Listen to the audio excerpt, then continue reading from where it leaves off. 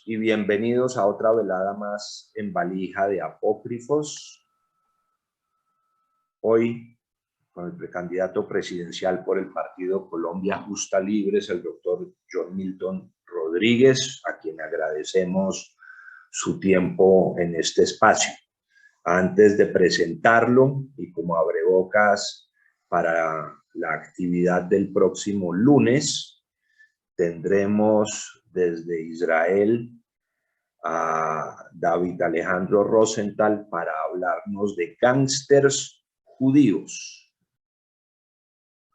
Así que los espero para que se programen de hoy en 8 de la noche.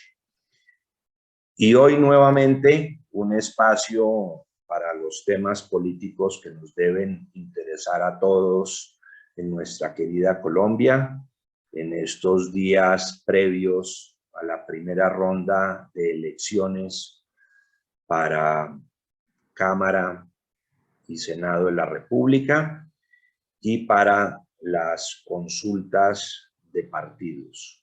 Hoy tengo el gusto de presentarles a John Milton Rodríguez por el partido Colombia Justa Libres.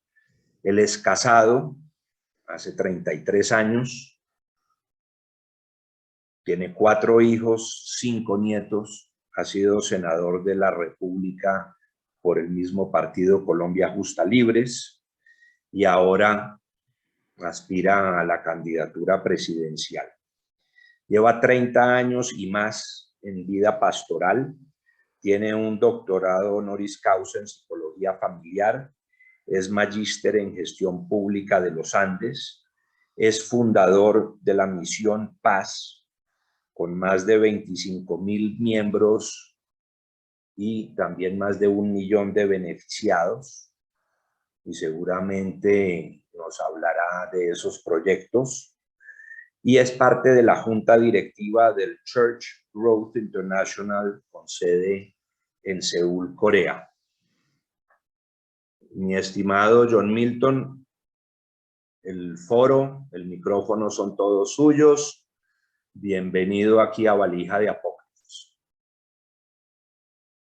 Muy buenas noches, Jack. Un saludo muy especial a todas las personas que con amabilidad y con generosidad nos abren ese espacio de su tiempo, valorándolo mucho. A León, a Ángela, a Eduardo, estoy tratando de mirar quién puedo reconocer en los nombres, a Rivka, a Steven, a Lía, a Bernardo y Sally, a Ricol, a Vicky, y expresarles mi gratitud de nuevo a todos los que nos siguen también por las diferentes plataformas y redes sociales. Seguramente, bueno, si me permite interrumpirlo, mañana esto estará al aire y para final de semana serán cientos o miles de personas que lo habrán escuchado en Valija de Apócrifos. Por favor. Muchísimas gracias, Jack. Primero, decirles que siempre guardo de manera personal y familiar un cariño muy especial por la comunidad judía. Han sido ya años de compartir con varios amigos y tener identidad en muchos propósitos.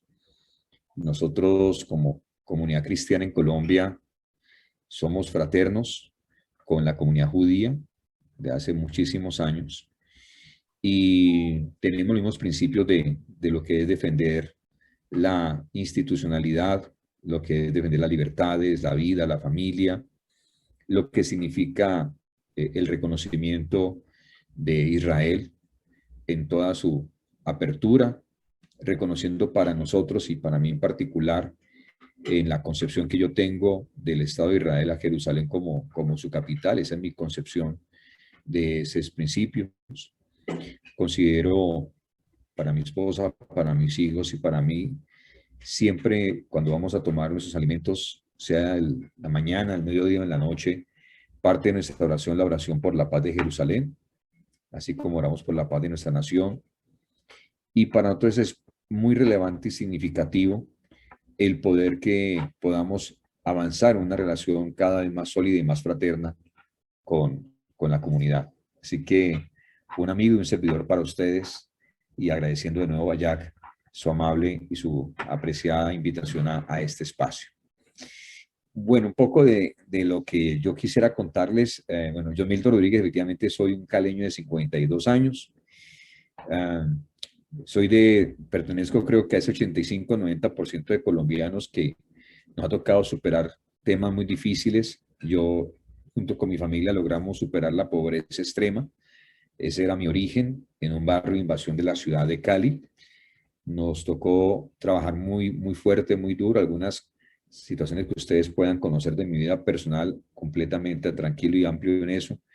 Fui comunista y ateo hasta mis 18 años de edad, no por elección, sino porque mi papá, él quiso ser sacerdote católico y, mientras estudiaba en el seminario, superiores a él quisieron abusar sexualmente de él. Entonces él cogió mucho resentimiento a la religión católica y de una vez la agarró contra Dios. Entonces se legitimó como ateo y luego entró en el tema del comunismo. Mi papá, junto con otras personas, fueron de los fundadores en su momento de Juventudes Comunistas de Colombia.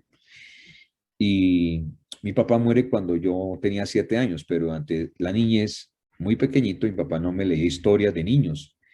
Él me inculcó el manifiesto de Marx, el nadaísmo y otras cosas que él conceptualizaba como válidas frente a su decepción a la religión, y pensando que de esa manera pues me protegía de ese monstruo, ¿no? Que para él se convertía en los conceptos religiosos. Pero cuando él fallece, yo tomo eso que mi papá me enseñó de muy chiquitico como un legado, ¿no?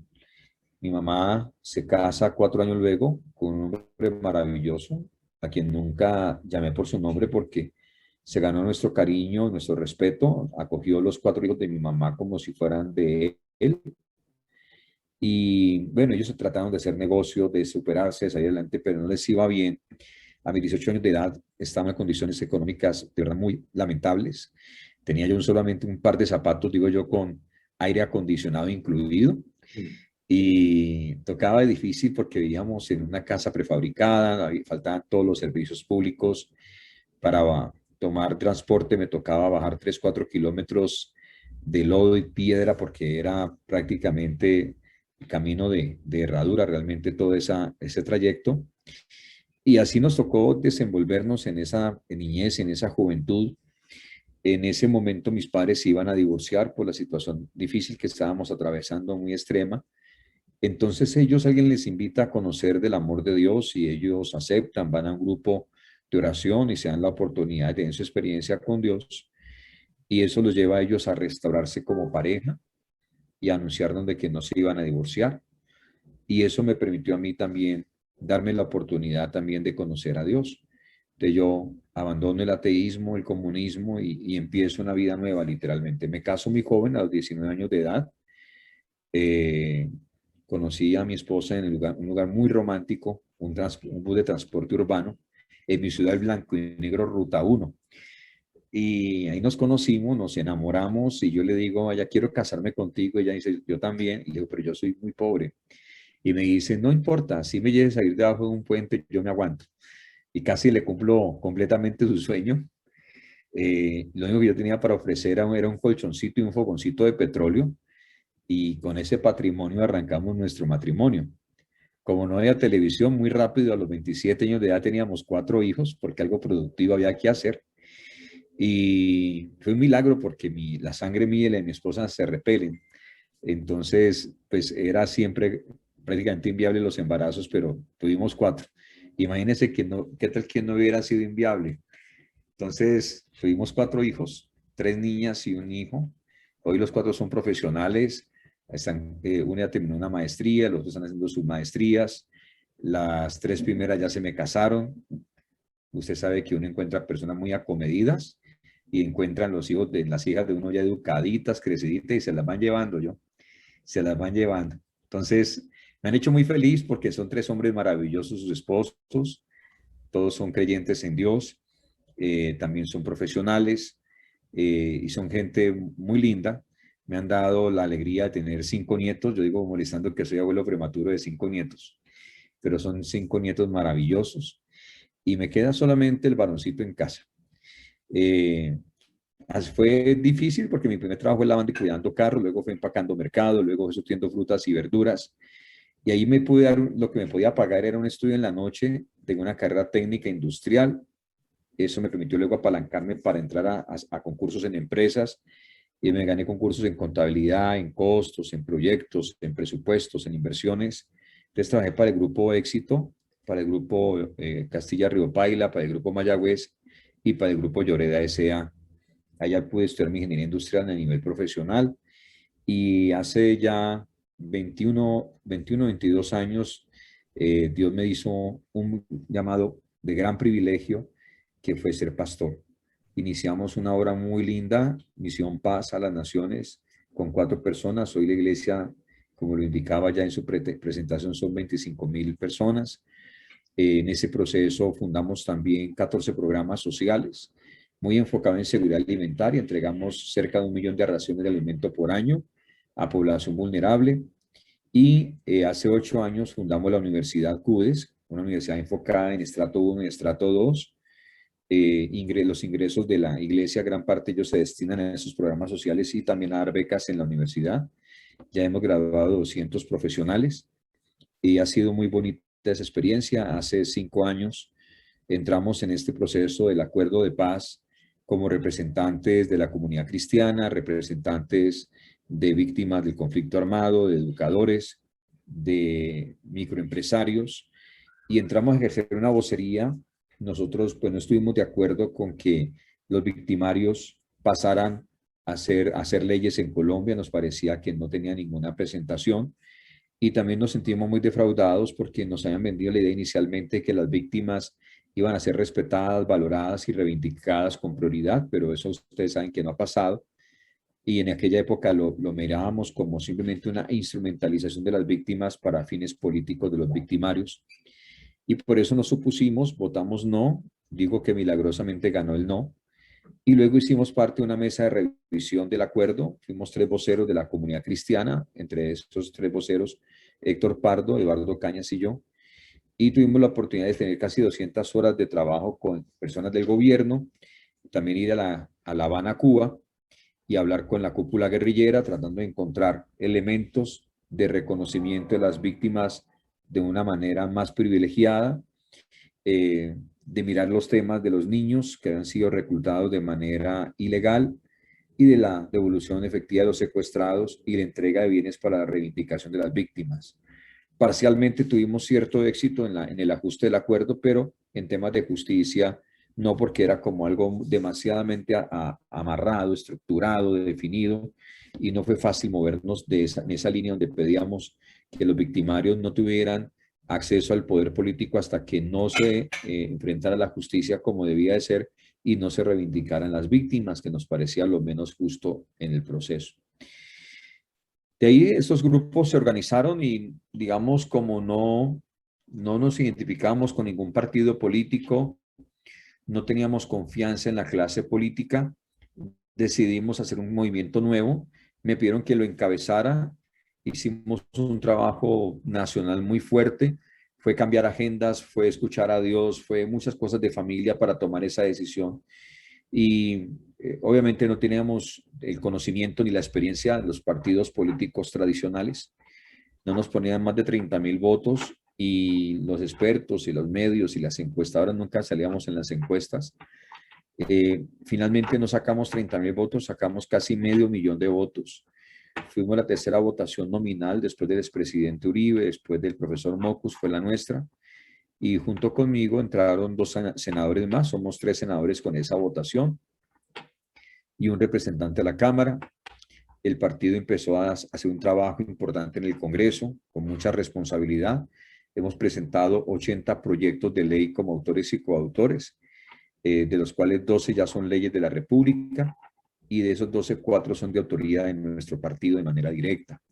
Nuestros proyectos y nuestras leyes se han enfocado en educación, en el campo, en la reactivación de la parte agroindustrial del país, en el cooperativismo, en la labor que tenemos que desarrollar frente a la niñez, de proteger la niñez.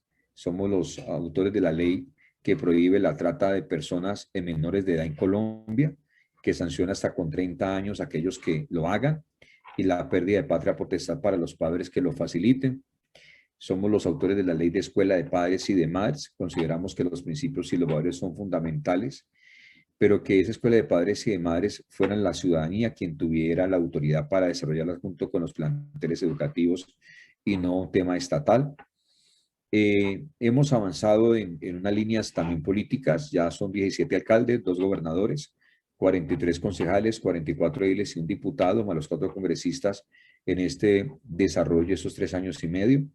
No ha sido sencillo entrar a este proceso. Los partidos tradicionales, la mayoría, por no decir que todos, nos demandaron, dijeron que era imposible que tuviéramos esa votación.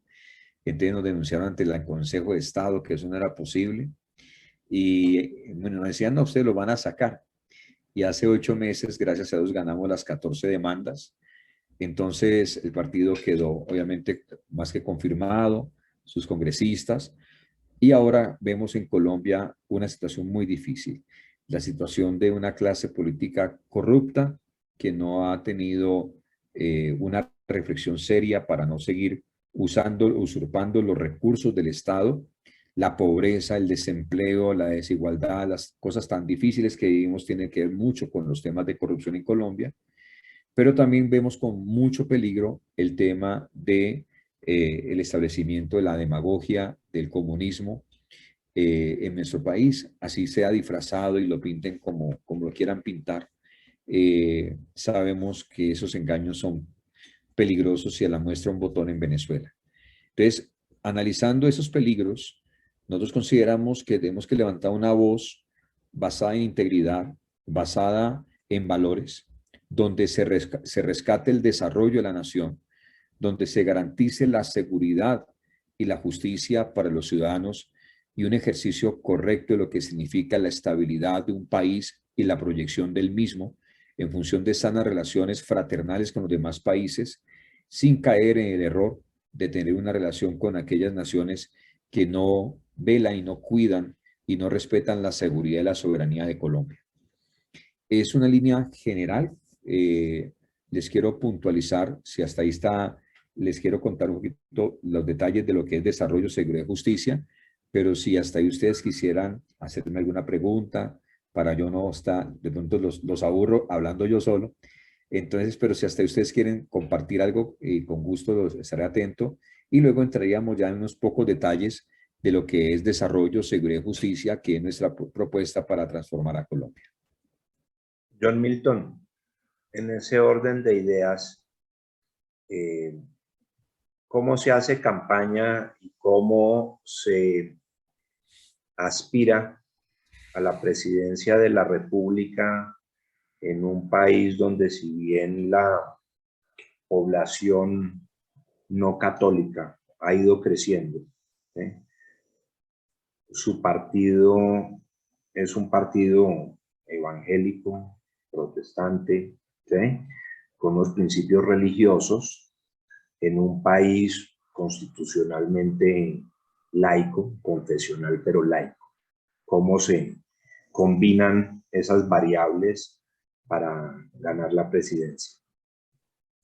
Yo creo que la visión tiene que ser clara de que un partido como el nuestro debe ser un partido abierto a toda la comunidad. Si bien es cierto, tenemos principios y valores cristianos en lo que ha sido nuestra identidad de vida, también es cierto que Colombia tiene una gran pluralidad de creencias y no por eso podemos de ninguna manera cerrar puertas o diálogos o construir puentes. Yo soy más del criterio del diálogo.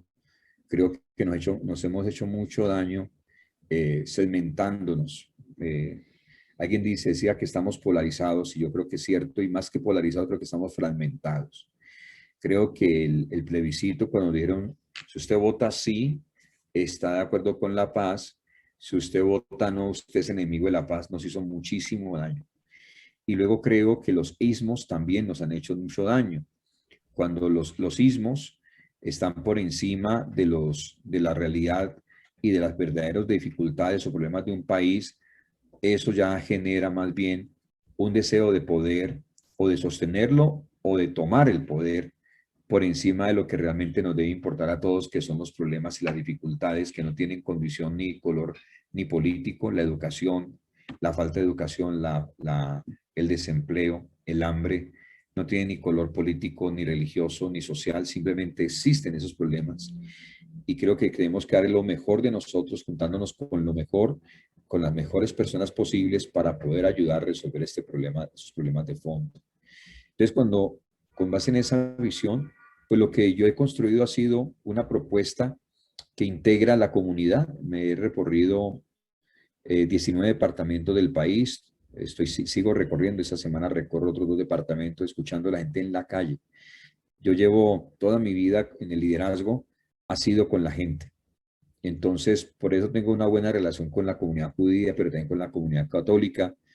Eh, Tengo una buena relación con las demás personas, digamos, no importando su condición económica o religiosa. Y creo que el mayor expresión de lo que uno tiene que tener en su convicción de vida es el amor hacia los demás y el respeto hacia la gente. Entonces eso me ha permitido ir construyendo esas propuestas de desarrollo, seguridad y justicia que están apegadas a la Constitución. Yo creo que algo que nos debe unir a todos es el respeto por la Constitución y la ley. Y creo que cuando respetamos la Constitución y la ley, eso nos ayuda a todo. Hombre, que hay que cambiar cosas, listo, pero hay que surtir los procesos jurídicos y constitucionales para poder cambiar cosas. No podemos pensar que porque yo pienso de una manera, todo el mundo automáticamente tiene que avalar mi pensamiento. Entonces, he podido, dentro de esa concepción plural, dentro de esa concepción de respeto y de amor por los demás, hacer mi trabajo. Eso me ha permitido inclusive ser reconocido como uno de los mejores congresistas de mi país. En 2 ocasiones por la Organización Política Colombia, ser considerado el mejor senador. Y para mí es un honor, porque yo, digamos, no tengo una tradición política ni pretendo tenerla. Creo que Colombia, más que políticos, lo que necesita es tener líderes que se comprometan con las soluciones. Ese ha sido mi enfoque, Jack, y creo que eso me ha permitido poder avanzar en esos procesos. Dentro de ese 500.000 de votos que comentan que recibieron en las elecciones pasadas, ¿hay manera de saber cuántos de ellos no son cristianos? Sí, señor, hicimos un análisis de ese tema porque casi que el 25% más o menos de personas que participaron no eran cristianas con nosotros. Esa base hoy en día se ha ampliado mucho más y creo que el fundamento ha sido ese, el identificarnos con las causas. Por eso hemos dicho que los polos nos dividen, que las causas nos unen. Tu causa y mi causa es Colombia, porque hemos encontrado en las causas la posibilidad de integrarnos. Por ejemplo, en el tema del desarrollo, una causa que todos nos queremos tener es la oportunidad de no solamente tener un buen indicador de crecimiento económico, sino que ese crecimiento económico se traduzca en oportunidades para los 50 millones de colombianos. Y eso se logra con 3 cosas fundamentales. Uno, la ampliación del mercado. Creo que cometemos un grave error cuando solamente, como decimos castizamente, nos miramos el ombligo pensando que de esa manera resolvemos los problemas, cuando lo que tenemos que hacer es mirar, levantar la mirada y ver que lo que hay es muchísimas oportunidades que demanda obviamente trabajo. Entonces, número 1, la ampliación de mercados. Número 2, creemos que es fundamental la educación. Sin educación un pueblo no puede avanzar. Y la educación tiene que estar asociada necesariamente a los temas de tecnología, a los temas de idioma, al concepto claro de lo que es el emprendimiento, para que no sean, digamos, lo mismo de siempre, que un joven llega a estudiar y tiene que esperar 5 años a ver si de pronto le dan trabajo. La experiencia que yo he tenido en educación me ha indicado que cuando a las personas se le dan las herramientas, las personas toman decisiones de emprendimiento.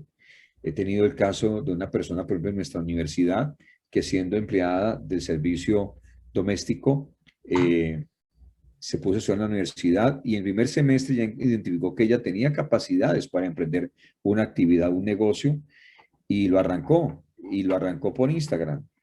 Y hoy en día ella vende entre 10, 12 millones de pesos, le ha dado trabajo a 3, 4 personas de su familia.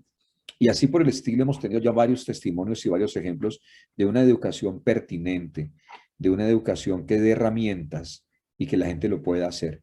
Y creo que en educación tenemos mucho por hacer. Ese es el segundo eslabón. para nosotros es juntar capacidades no solamente de la educación pública, sino organizaciones religiosas, sociales, a clubes deportivos que tienen instalaciones, que tienen recursos, que haciendo acuerdos debidamente estructurados con el Estado, podemos beneficiar toda una población. Pero yo creo que nosotros podemos pasar de un 52% de cobertura educativa a un 100%. Es romper los esquemas, es romper las estructuras, pensar que para educarse se requieren necesariamente edificios, cuando hoy tenemos la virtualidad, cuando tenemos una universidad a distancia, cuando tenemos cantidad de emprendimientos, así como lo estamos haciendo nosotros ahora, por ejemplo. Entonces creo que nosotros tenemos que romper con lo tradicional y darnos la oportunidad de repensar y con cosas ya aprobadas. Yo las he probado en la universidad que tengo la oportunidad de dirigir. He visto otras universidades haciendo cosas muy importantes.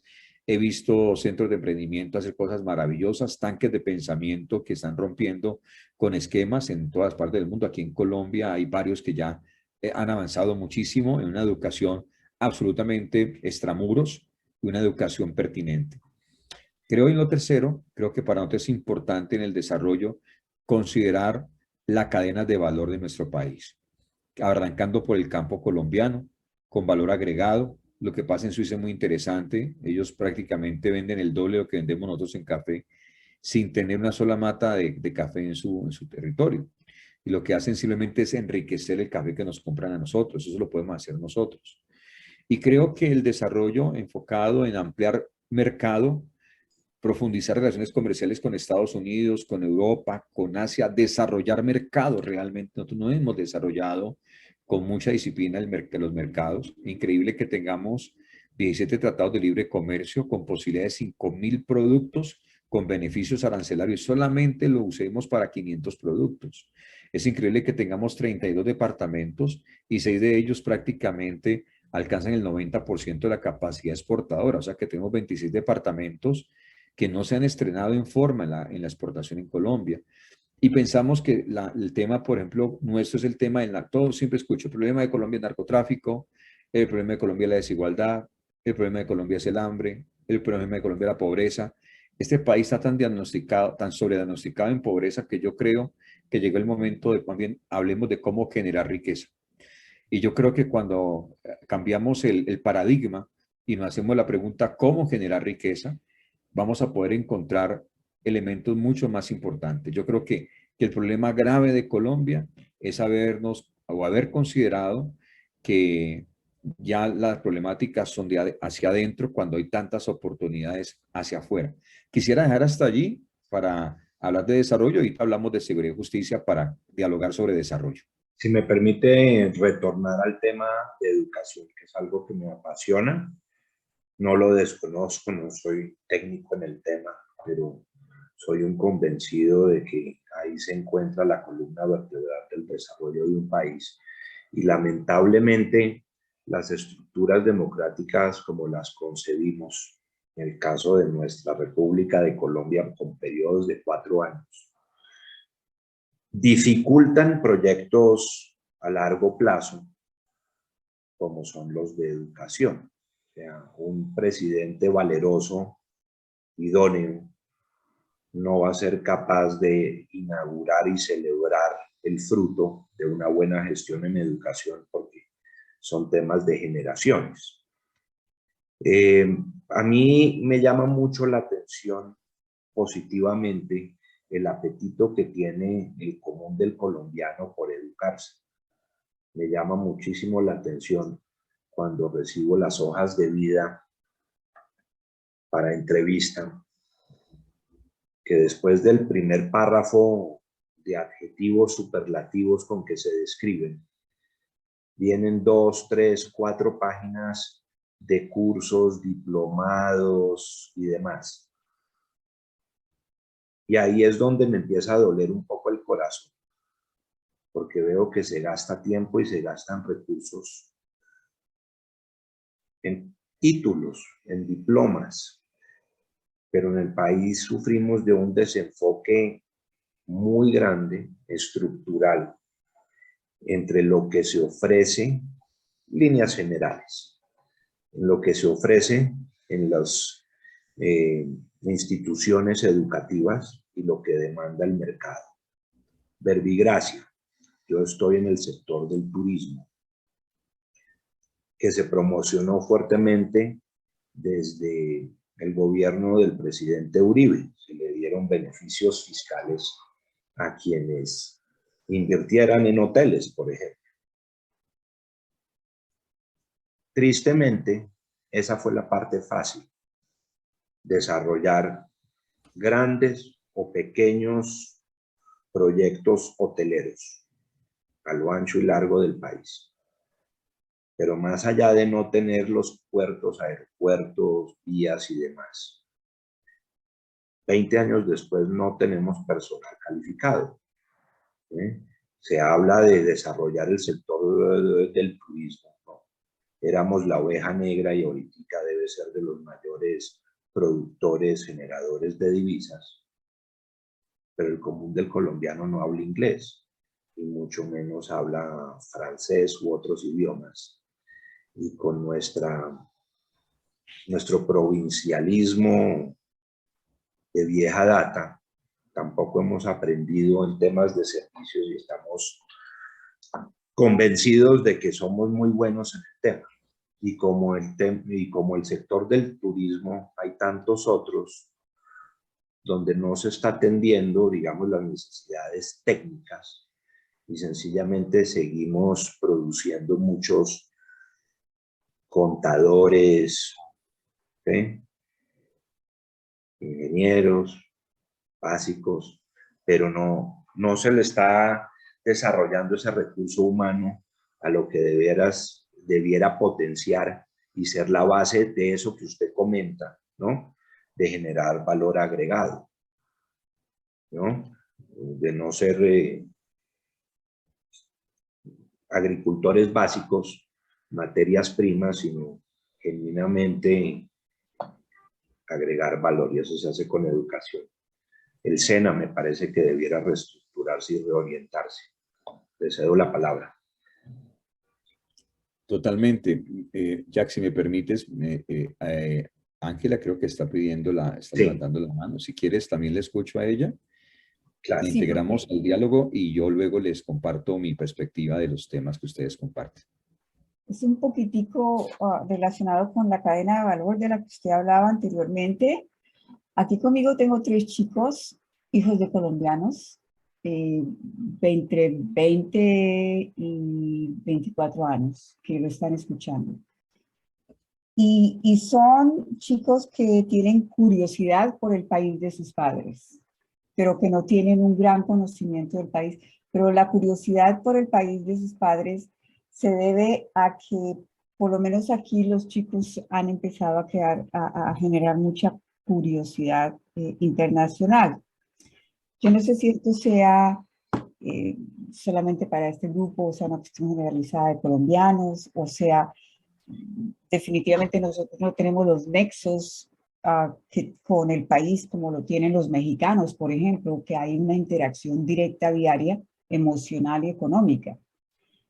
Pero entonces, cuando usted habla de esta cadena de valor, ¿en dónde usted ubica a estos jóvenes, a esta segunda generación de colombianos en el extranjero? ¿O cómo puede usted capitalizar?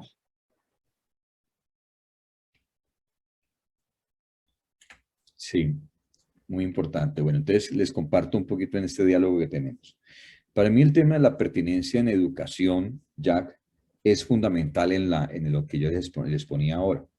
Ampliándolo un poco lo que estás diciendo, esta pertinencia tiene que ver con una mesa nacional intersectorial y aún regional de educación en Colombia. El Estado no alcanza realmente a identificar por sí solo las situaciones de necesidad en Colombia. El Estado se hace eficiente cuando le devuelve el poder al ciudadano. El Estado se hace eficiente cuando escucha al ciudadano y cuando integra al ciudadano las organizaciones que la ciudadanía han desarrollado. La ciudadanía es mucho más eficiente que el Estado. Y el Estado debe ser un Estado garante que permite ese diálogo intersectorial, ese diálogo entre los diferentes actores de la sociedad. el tema del SENA es una evidencia de eso.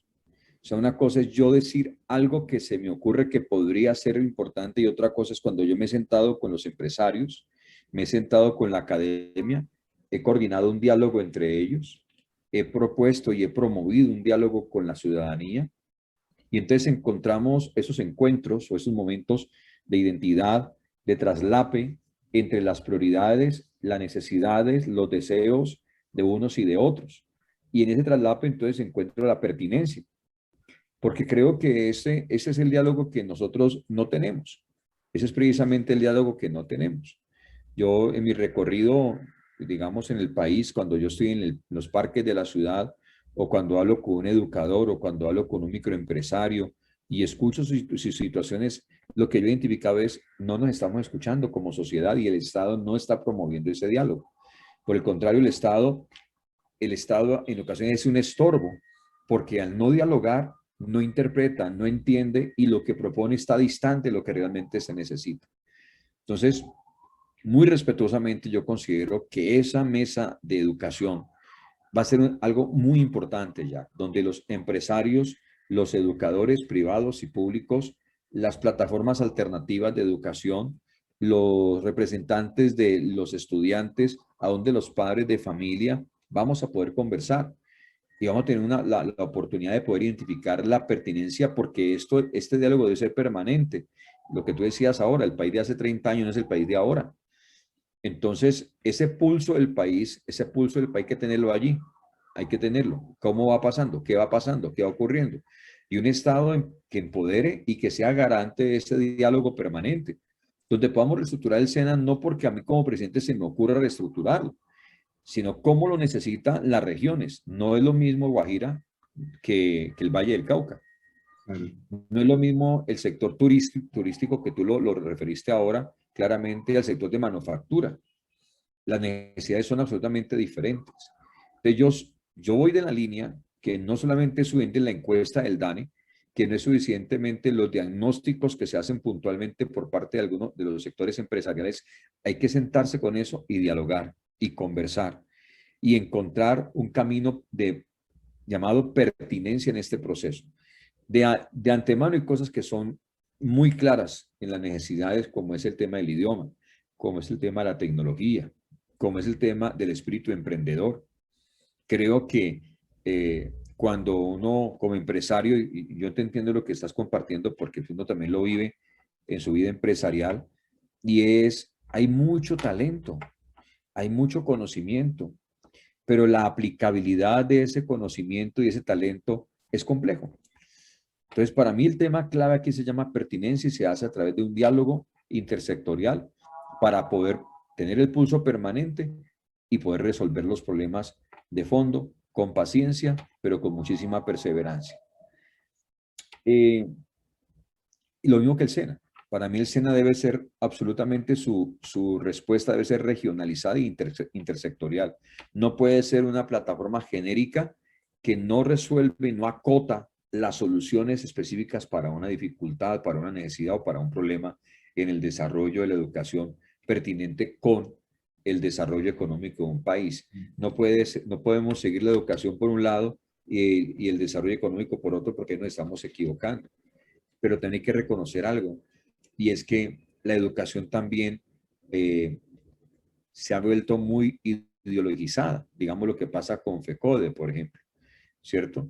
Donde los muchachos están, en vez de aprendiendo pertinencia, le están quitando la posibilidad de la creatividad porque le generan la expectativa de que el Estado tiene que resolverte la vida. Es que el Estado te la tiene que resolver. Es que el Estado, y en mi experiencia personal, el Estado a mí no me ayudó en nada, sinceramente. Yo logré superarme con base en amor, en responsabilidad, mucho sacrificio, una esposa muy valiente que se metió conmigo, la verdad, y unos hijos muy pacientes. O sea, yo se lo debo a Dios y a mi familia el poder salir adelante. Yo creo que el Estado no puede ser visto como Dios, el Estado no puede ser visto como aquel que puede resolver los problemas. El Estado debe ser humilde, servidor del ciudadano, empoderador del ciudadano, capaz de establecer diálogos interregionales, promoverlos, facilitarlos y permitir que la ciudadanía sea libre. y que la ciudadanía construya soluciones y que haya esa posibilidad de interpretación de los unos y los otros, esa interacción que genera procesos, que genera proyectos, que genera posibilidades hacia adelante. Y en esa línea le contesto a Ángela. Yo creo, Ángela, que nuestro país es un país de tantas oportunidades. Por eso, un poco en eso tengo que decir que lo que es, número uno, la corrupción, el contrabando, la evasión de impuestos, la alta burocracia del Estado, donde el 80% de las altas consejerías no tienen sentido en Colombia, donde hay un exceso más o menos del 30% en gastos burocráticos en el Ejecutivo, ni se diga en el Congreso de la República que a través de un referendo ciudadano pretendo reducir el Congreso a la mitad y las altas cortes también mínimo a la mitad, porque no se requieren. Esto obstaculiza a la gente, obstaculiza el desarrollo de las personas, pone demasiadas normas, demasiadas reglas que hace que la gente vea muy difícil vivir en Colombia. Yo quiero que los jóvenes de 20 a 24 sientan que es fácil vivir en Colombia, que es fácil hacer empresa, que es fácil desarrollarse, que es fácil acceder a los procesos de la ciudadanía, que es fácil acceder a la comunicación, a la información sobre todo. Pero los colombianos en el extranjero tienen un problema y me lo decían ahora, yo que estuve en Estados Unidos hablando con comunidad colombiana, construyendo obviamente nuestra propuesta migratoria o de inmigrantes y emigrantes. Y me decían ellos, hombre, el problema es que nosotros no sabemos qué negocios podemos colocar en Colombia. No tenemos ni idea. O sea, qué actividad se puede desarrollar allá. Entonces, el Estado debe ser un Estado que sirva para que la comunicación fluya, para que la información exista, para que la gente acceda a la información, para que con base en eso puedan desarrollar sus proyectos. Yo pretendo disminuir todos los requisitos que tenemos para hacer empresa en Colombia, que son 40, 42 requisitos, máximo a 7. Tenemos 37 cámaras de comercio en Colombia y solamente 11 han implementado la ventanilla única, por ejemplo. Hay que implementarla en todas. Las cámaras de comercio deben reconocer al vendedor ambulante, no como un gran estorbo, porque mucha gente dice, no, pues que las ventas ambulantes ocupan espacio físico.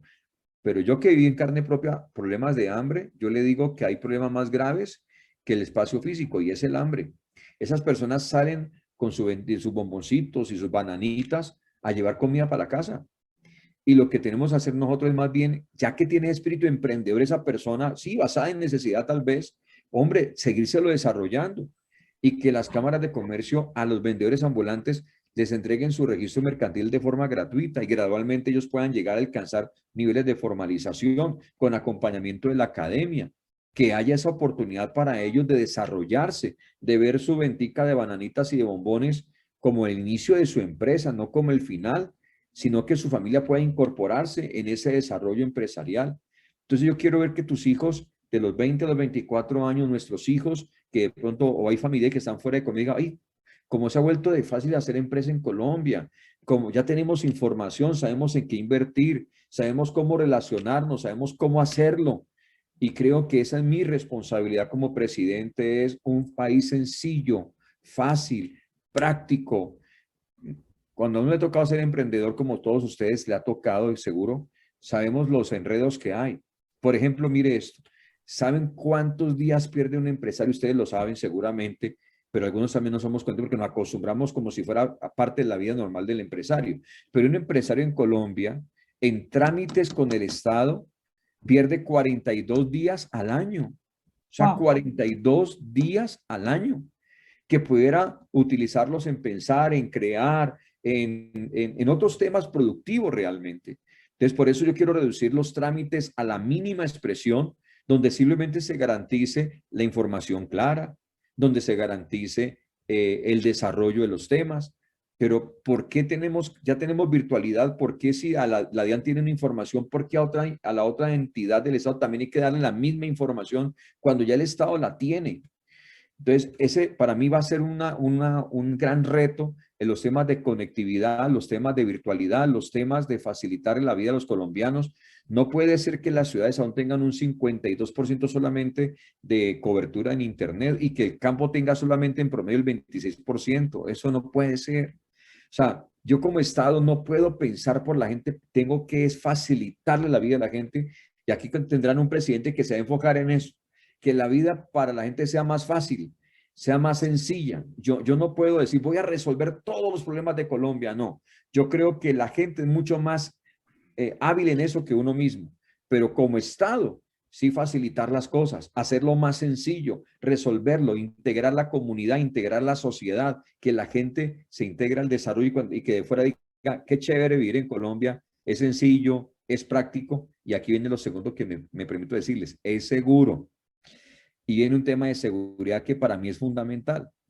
Mire, nosotros desde el año 2014, ustedes hacen su análisis, desvertebramos completamente la inteligencia y la contrainteligencia del Estado. Voy a hablarles de manera clara y directa. Y la inteligencia del Estado se la entregamos bajo el poder de la fuerza militar y el otro pedacito bajo el poder de la fuerza policial de Colombia. Y nos quedamos con un chiquitico, una agencia muy pequeñita que depende del presidente. Pero ocurre que esa inteligencia ya no está articulada. Entonces ya la inteligencia de la policía y la inteligencia de la parte militar, se utiliza la inteligencia para tratar de preservar el statu quo de los altos mandos militares o altos mandos policiales.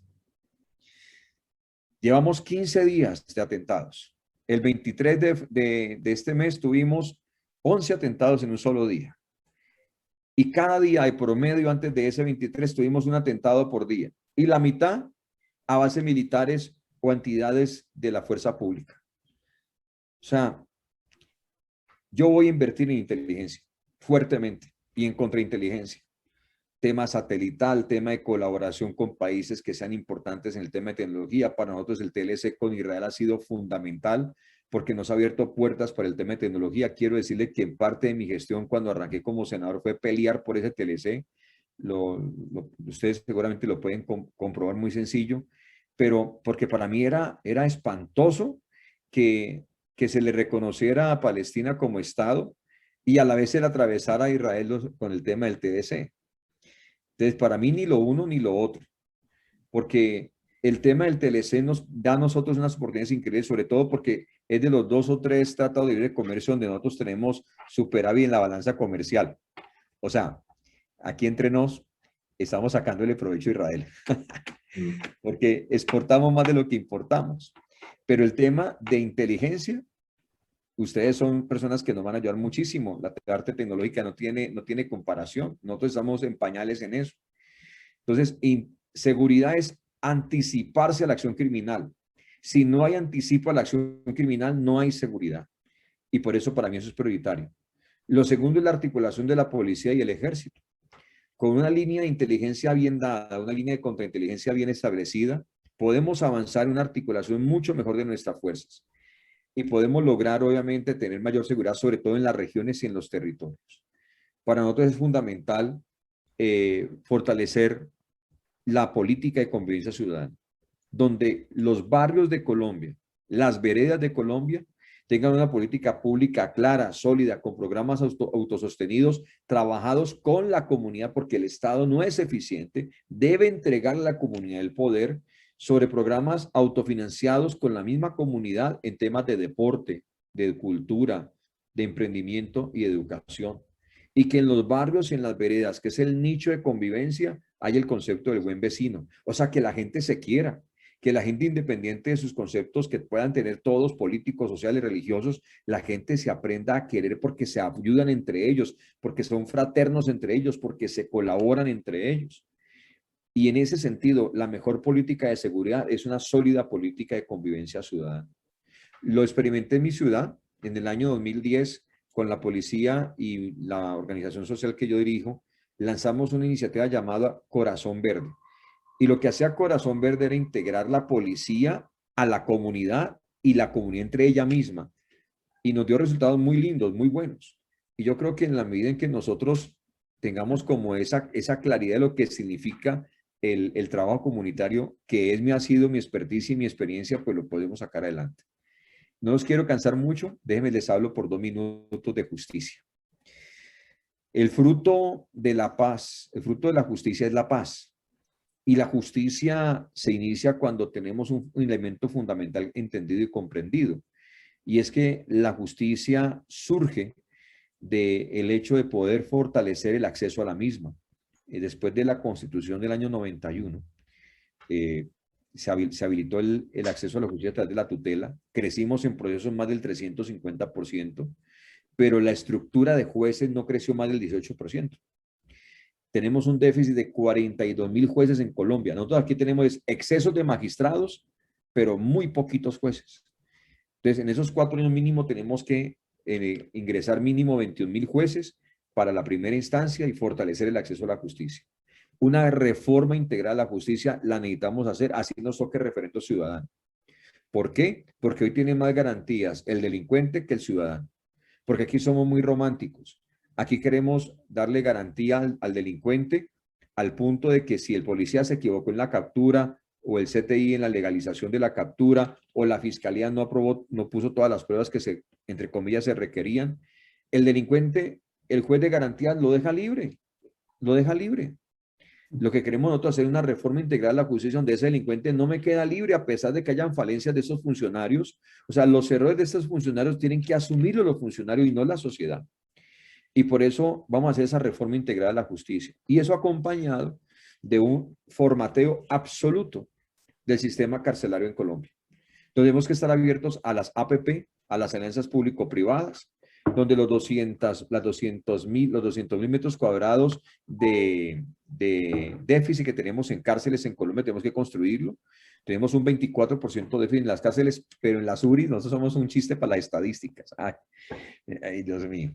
Entonces nosotros llegamos y sacamos, aquí en Colombia somos espectaculares, tenemos que mejorar en eso. Entonces decimos, no, ya bajamos el déficit carcelario, ahora estamos en el 24%. Vaya, revise las URIs, vaya, revise las unidades de reacción inmediata de la fiscalía, vaya, revise las estaciones de policías. Así vean, más del 80% de hacinamiento. Entonces, ¿para qué nos decimos mentiras? Se requieren 200.000 metros cuadrados de más cárceles, hay que construirlas. Y ya tenemos la plata. La Sociedad de Activos Especiales le ha quitado cerca de 1 billón de pesos, más de 4.000 bienes al narcotráfico. Vienen en camino otras 16.000 bienes que son como 8 billones de pesos. O sea, plata no tenemos problema para hacer el tema de las cárceles y construir un modelo de resocialización y de emprendimiento, donde el recluso cuando salga de la cárcel no haga lo que hace hoy en día, que de cada 10, 7 vuelven a delinquir. Entonces, tenemos primero que resocializar y el Estado de eso no sabe. Eso hay que entregárselo a capellanías, a confraternidades, hay que entregárselo a organizaciones religiosas, a organizaciones sociales, etcétera, que ayuden al ser humano a restablecer sus valores y sus principios que los ha perdido. Pero también la academia enseñándoles emprendimiento, porque la alimentación que se hace en la cárcel, el vestuario, el mantenimiento, la construcción de nuevas cárceles, lo pueden hacer los reclusos y así se autofinancia su estadía, inclusive el alimento. Nosotros podemos tener granjas agrícolas dedicadas a suplir lo que en las cárceles se necesitan. Esas granjas agrícolas las pueden también ellos atender. Entonces, se autofinancia, se crean sistemas de penas alternativas, se facilita la resocialización, pero cuando la persona salga de la cárcel se le ha reservado dentro de su pago, se le reserva una porción para que sea un bono de emprendimiento, para que cuando salga de la cárcel, como tan fácil no le dan trabajo, pues puede hacer su emprendimiento y no sale otra vez a delinquir. Creemos que en la parte de justicia y seguridad tiene que ver con relaciones internacionales. Los temas de Venezuela y de Cuba son muy delicados para nosotros porque son estados que refugian criminales que nos hacen daño a nosotros. Y hasta que Venezuela y Cuba no resuelvan eso, yo con Cuba no podría tener relaciones diplomáticas si ellos no están dispuestos a respetar nuestra seguridad y nuestra soberanía. Yo quiero un país seguro y sea un país digno que inspire respeto para nuestra propia ciudadanía. Igual los señores de Venezuela. Si Venezuela no genera eso, imposible, pero con Venezuela tenemos una dificultad y es que hay que restablecer de alguna manera un corredor humanitario a nivel comercial para la zona de frontera. La ciudadanía no tiene la culpa de tener un dictador en Venezuela como el señor Maduro, pero sí quisiera países garantes que nos acompañen en que ese corredor funcione bien y se hagan bien las cosas. Creo que en Nicaragua es muy complicado, es difícil. Creo que estuvo bien el haber llamado al embajador y creo que las relaciones diplomáticas con ellos están bajo revisión necesaria. Y considero que es importante la colaboración entre países. Yo quiero abrirles mi corazón en algo y serles muy sincero. Yo creo en la mayordomía ambiental, creo en el respeto de las fuentes hídricas, creo en la defensa de los páramos, en el cuidado de los acuíferos. Pero tampoco creo al otro extremo, de irme al extremo de la dictadura ambiental. No creo en eso. porque creo que los países de manera responsable sí tienen que explotar sus recursos. Colombia tiene un 80% de recursos que no ha explotado. Y si lo hacemos de forma responsable, en compensación ambiental, en respeto por las comunidades, sí tenemos que hacerlo y tenemos que avanzar en eso. Colombia tiene todo por hacer y yo estoy muy enfocado en que haya oportunidades para nuestra gente y que Colombia sea un país que sea definitivamente un fortín alimentario y agrícola, una despensa agrícola no solamente para Colombia, sino para el mundo, con un pulmón espectacular ambiental como lo es Amazonas, con un lugar por descubrir a nivel de ecoturismo como lo es el Chocó, con un elemento fundamental de progreso y desarrollo a nivel étnico como lo es el Cauca, y poder sacar nuestra gente de los mismos esquemas de siempre, que simplemente el problema grave de Colombia es el narcotráfico. No, el problema de Colombia es que nos hemos encerrado en nosotros mismos y esperamos que el Estado resuelva las cosas para la gente, cuando hay que levantar la mirada y ver que el mundo está tan lleno de oportunidades que si hacen las cosas con amor, con dedicación y con sacrificio, podemos salir adelante. Siguiendo con el tema de justicia y paz, con el antecedente que tenemos con el acuerdo que se firmó con las FARC, y entendiendo que en Colombia la cocaína sigue siendo un factor importante, la minería ilegal sigue siendo un factor importante, determinante en la situación de orden público. ¿Es factible a futuro contemplar otro acuerdo con quienes han quedado por fuera de este primer acuerdo? Y si es factible, ¿cómo se haría? ¿Hay cabida para esas disidencias de las FARC, las que no entraron, las que regresaron al monte, el ELN, los urabeños, los de Sinaloa y tantos otros? Sí, Jack, digamos que ese país con problemas mal envejecidos debe tener una dedicación para resolverlos. Y lo vamos a hacer bajo una premisa, que la prioridad para nosotros es encontrar nuevas oportunidades para nuestra gente. Es enseñar al colombiano que hay un mundo muy grande y que debemos de aprovechar esas oportunidades y generar modelos de negocio distintos. Voy a darle un ejemplo, ya le voy a contestar esto, pero quiero puntualizar algo. Si logramos que los colombianos vean que hay más oportunidades, que el mundo es muy grande, que es posible obtenerlo, que es accesible para ellos, y logramos crear un modelo de negocio donde le decimos a Estados Unidos, son 52 repúblicas independientes allá en muchos temas económicos, comerciales y administrativos. Colombia no ha desarrollado ese mercado ya.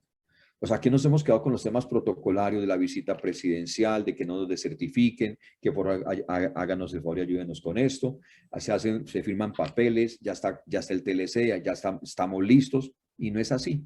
Yo recuerdo una reunión muy productiva con la bancada republicana y demócrata de Estados Unidos en los temas de lucha contra el narcotráfico. Yo tuve la oportunidad yo soy parte y soy el autor del proyecto de ley que crea la bancada de lucha contra el narcotráfico en Colombia. Fuimos 9 congresistas y hablamos con ellos y les hablamos de eso, que Colombia, además de la asistencia militar, que es muy importante, necesitamos la apertura de mercados para nuestra gente. Y la respuesta de una senadora un poco fuerte, ella demócrata, me respondió y me dijo, mire, senador, el problema es que sus gobiernos no nos han entendido nuestra forma aquí en Estados Unidos. Aquí tenemos 52 repúblicas independientes y no es solamente firmar un papelito y se acabó el problema, no, aquí tienen que venir a hacer negocios, tienen que hablar con los gobernadores, con los medios, con los alcaldes, tienen que venir y meterse en el tema, organizar misiones serias a nivel empresarial, facilitar los procesos, la parte fitosanitaria, o sea, entrar a hacer negocios como tal. Entonces, yo me vine con esta tarea pensando en un modelo de negocio donde no es solamente que nos reciban el aguacate o que nos compren el tomate, sino que es armar un modelo de integración de negocios, de cadena de valor, como lo decía yo ahora, donde partamos del hecho de que esa cadena de valor demanda vías terciarias, demanda centros de acopio, demanda romper con intermediaciones innecesarias, demanda romper con cantidad de formalismos innecesarios y que en ese modelo de negocio se genere ese modelo que permita el corto, mediano, pero también el largo aliento en los proyectos de negocio. Recuperar el tema de mercado de futuros. Es decir, hay una serie de temas que si nos metemos a mirar el nuevo país, porque para mí es, venga, construya ese nuevo país, dedíquele inversión a ese nuevo país, y claro, aquí hay un país que ha envejecido con problemas, con problemas muy graves, pero no puede ser que esos problemas mal envejecidos sean los grandes protagonistas de Colombia. No, yo me resisto a eso. Los vamos a atender, pero no van a ser los grandes protagonistas.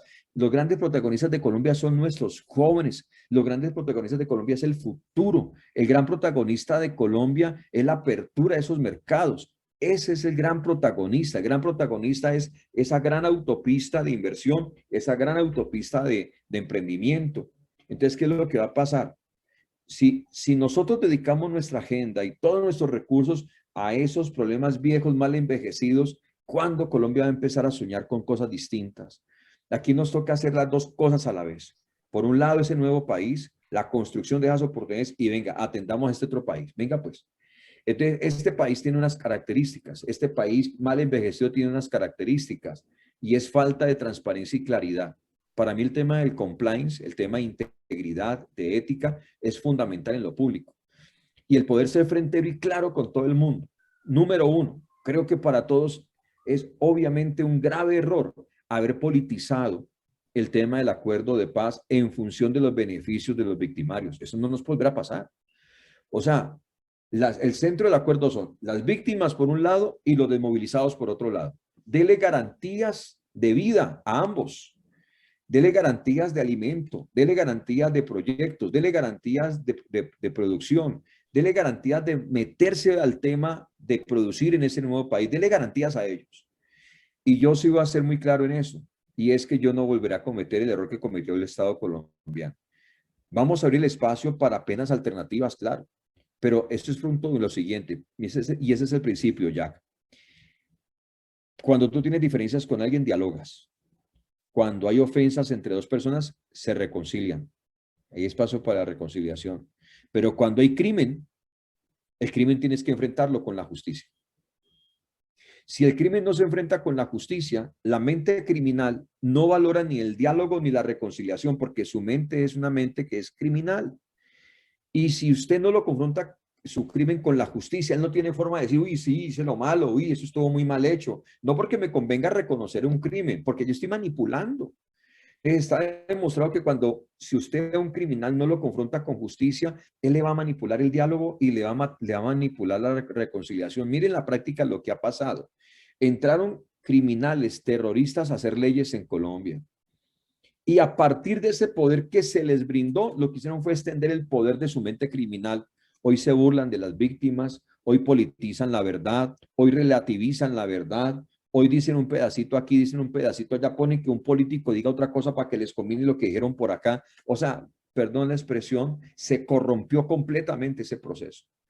Entonces, ¿hay acuerdos? Sí, posible sí. Aquel que quiera tener un acuerdo conmigo lo va a poder tener, pero que sea frentero y claro con ética pública e integridad pública delante del pueblo colombiano. Me entregan los secuestrados, me entrega a los niños que han reclutado ilegalmente, me deja de secuestrar gente, le creo una zona especial para que podamos entrar en un tema de desarme, le creo las condiciones y le hablo claro, mire, las penas alternativas van a ser estas. Yo no voy a acordar penas, se las voy a ofrecer con todo respeto. Penas inclusive alternativas, no tengo problema con eso, pero que reivindiquen las víctimas del conflicto armado. Y que si se someten a ese proceso, hombre, bienvenidos son. No me vaya a pedir poder político. Usted que me puso una bomba, usted que me puso una cosa y me puso la otra, no me pida poder político. Reivindíqueme las víctimas, asuma su responsabilidad frente a los crímenes. Le doy todos los elementos para que sea una persona productiva, que se desarrolle, todo lo demás. Pero no me pida poder político, porque no vamos a cometer el mismo error.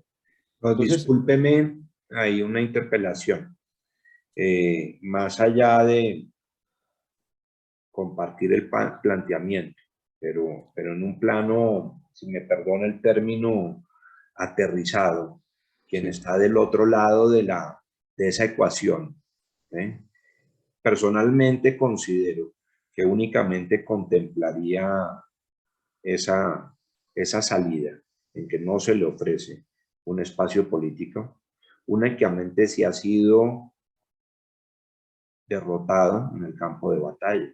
Pero una persona que llega a una mesa de negociación, personalmente dudo mucho que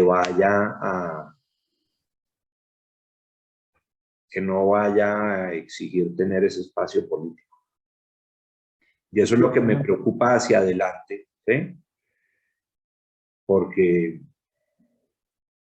pues, personalmente no veo viable que en un país que quedó, pues claramente no es esa paz que vendió el presidente Santos, ni es total, ni es duradera, es parcial en el mejor de los casos, ¿sí? Tendrá sus victorias parciales, pero pues no es esa paz justa y duradera que se aspira, porque el país es mucho más complicado. Y bajo los parámetros con que se hizo esta primera, yo no veo factible cómo se pueda llegar a una segunda etapa que no sea doblegándolos militarmente. Yo creo que eso tiene, como te digo, la atención del país, de un presente y un futuro, y del país con problemas mal envejecidos. Todo problema mal envejecido tendrá sus bemoles y tendrá sus situaciones de ajuste. Y en eso yo tampoco me voy a cerrar. Pero sí quiero un punto de partida que le devuelva la credibilidad a la gente sobre un posible acuerdo. ¿Tú crees que la gente con lo que ha visto me vuelve a firmar un acuerdo y me vuelvan a votar un plebiscito? El Estado va a fracasar en eso, porque está demostrado que fracasó. Entonces, hay que dar un elemento de credibilidad al proceso, y ese elemento de credibilidad es una mínima justicia. Y esa mínima justicia es la reivindicación de las víctimas del conflicto armado y es el pago de unas penas alternativas mínimas de esas personas que delinquieron. La sociedad no está preparada, no aguantaría un desliz más como el que cometió ahorita Santos con las FARC. Es que dentro de los tantos errores que le encontré yo al documento cuando lo leí, ¿no? Como cualquier contrato, esas primeras páginas de definición de términos, ¿sí? Y cuando ingenuamente leíamos eso hace 5 o 6 años, pues pensábamos que víctimas eran, creo que todos entendíamos qué quería decir víctimas, pero hoy en día estamos ante unas situaciones donde víctima es el hijo de un paramilitar famoso, ¿sí? Y víctima es el mismo victimario que se define como víctima por haberse sentido impulsado por las injusticias de la sociedad a convertirse en lo que fue, ¿no? De acuerdo, lo que pasa, mira, yo quiero generarles esperanza al pueblo colombiano. Un Estado fuerte, un Estado que genera oportunidades, un Estado que se mete a los barrios, un Estado que se mete a las veredas, un Estado que fortalece su inteligencia, que articula un sistema de justicia mucho más sólido. Es muy poco el discurso que tú le vas a dejar a cualquier grupo al margen de la ley. ¿Qué discurso le vas a dejar? Ninguno. El problema es que aquí le damos mucho discurso. Aquí hay corrupción. Aquí no abrimos fronteras. Aquí no hay trabajo de oportunidades. Entonces, yo sí quiero y yo sí sueño y tengo esa visión de que cuando ese país, inclusive los mismos delincuentes, vean un país con otro tema, con otra cosmovisión, con otro estilo de liderazgo, digan, espérese un segundito, es que lo que me están pidiendo no es nada raro. Me están diciendo, deje de arriesgar su vida, métase con nosotros, levante un emprendimiento, le damos una pena alternativa, se resocializa, entienda que lo mínimo justo es que usted le metió bombas a la gente, como me van a ir a pedir que lo autorice para hacer leyes. Entonces, es como que también la gente asuma su costo social, porque es que los temas tienen que tener una trascendencia, o si no, nuestras nuevas generaciones van a... Mira lo que está pasando hoy en día. Tenemos un promedio de 700 hurtos por día, 24 homicidios por cada 100.000 habitantes. ¿Qué dice el personaje? El personaje que roba dice, hombre, pues si hay terroristas que hoy hacen leyes, yo que me estoy ganando el pan de cada día robándome esta billetera, ¿qué es lo malo, pues? Entonces, o el sicario. Mira, muchachos, en mi ciudad, en Cali, le pregunta a usted a un niño de 10 años, ¿cuál es su meta? ¿Usted con qué sueña? Con tener mi propia oficina de sicarios. Eso es muy triste, esas respuestas. Entonces, si nosotros mostramos como negocio el delito, entonces la gente, mira, van a sacar nuevos delitos, nuevas asociaciones delincuenciales.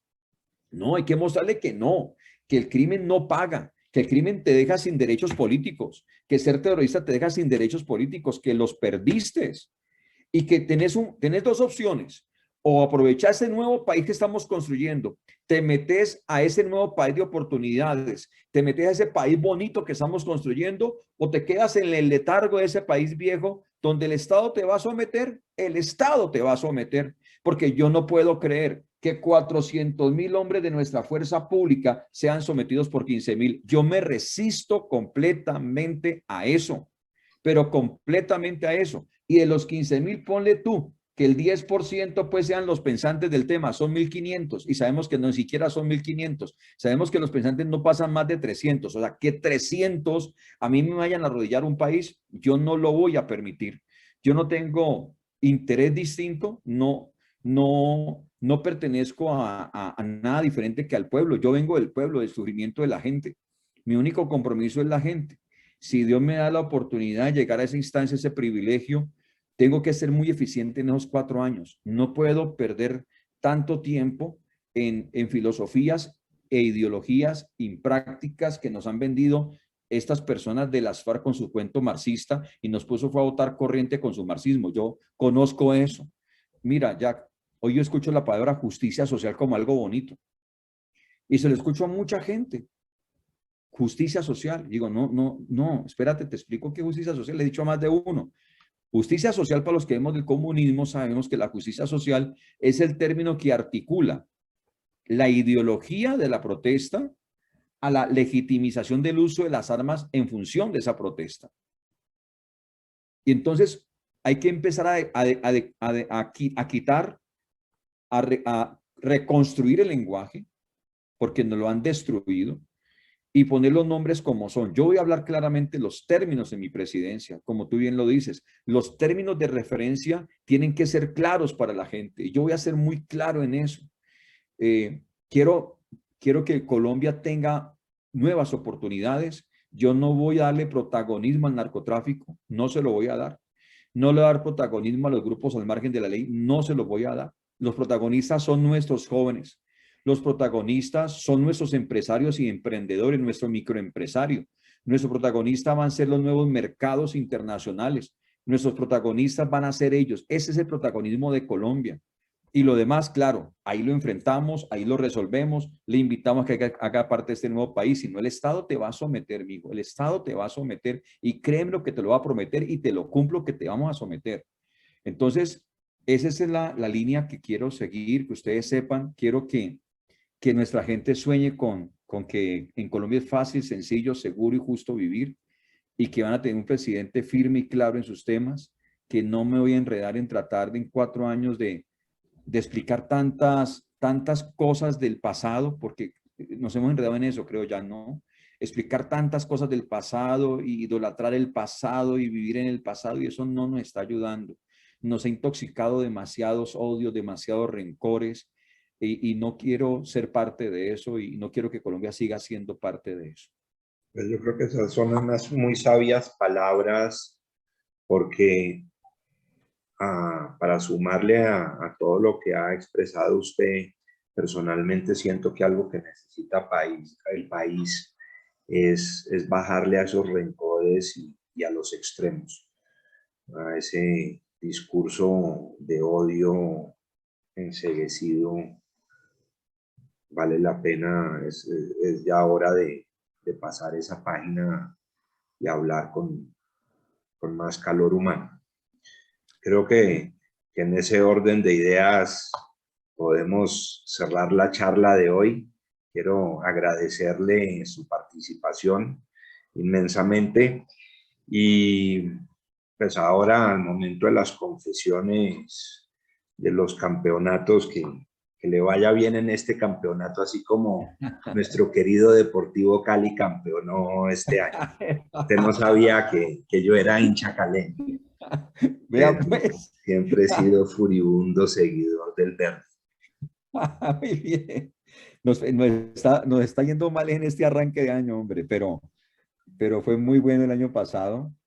Pero qué honor, qué gusto poder tener un caleño hoy. Vea pues. Pues no soy caleño, soy muy de la clínica Marley, Okay. Pero pues como siempre he querido ser un poquito diferente en tantas cosas, desde muy joven me estudié los equipos y decidí que iba a ser hincha caleño. Y yo sé que usted también lo es. Solamente, bueno, animar a todos los demás, ¿no? Los americanos, los del Millo, los de Santa Fe. Yo sé que todos tienen ese anhelo de que el equipo les vaya bien. Y bueno, solamente poder decirles que un amigo para ustedes, un servidor, mi teléfono lo tiene Jack, está disponible para todos. No soy un hombre con tantos misterios, no me gusta enredarme en tantas cosas y Jack sabe que estábamos el día que la convención del partido me eligió su candidato y estábamos procurando un lugar para celebrar, para compartir y Jack muy generosamente nos extendió la apertura en su hotel y yo quiero ya agradecerte de nuevo y honrarte por tu generosidad, de verdad. Mucho gusto. Muchísimas gracias. Y quiero reconocer ese valor ciudadano que tú tuviste para con nosotros. Mis redes sociales son muy sencillas, John Milton R, en todas las redes sociales, John Milton Rodríguez en Facebook y johnmiltonrodriguez.com, mi página web. Y como le digo, mi teléfono disponible para todos ustedes sin ningún inconveniente, Jack. El que quiera escribirme y comentarme algo, una idea, un cuestionamiento, un proyecto, lo que consideren, aquí estoy, un amigo y un servidor para todos ustedes. Muchas gracias por la oportunidad y shalom para todos. Muchísimas gracias. Muchísimas gracias, John Milton. Éxitos en su campaña. Feliz noche a todos.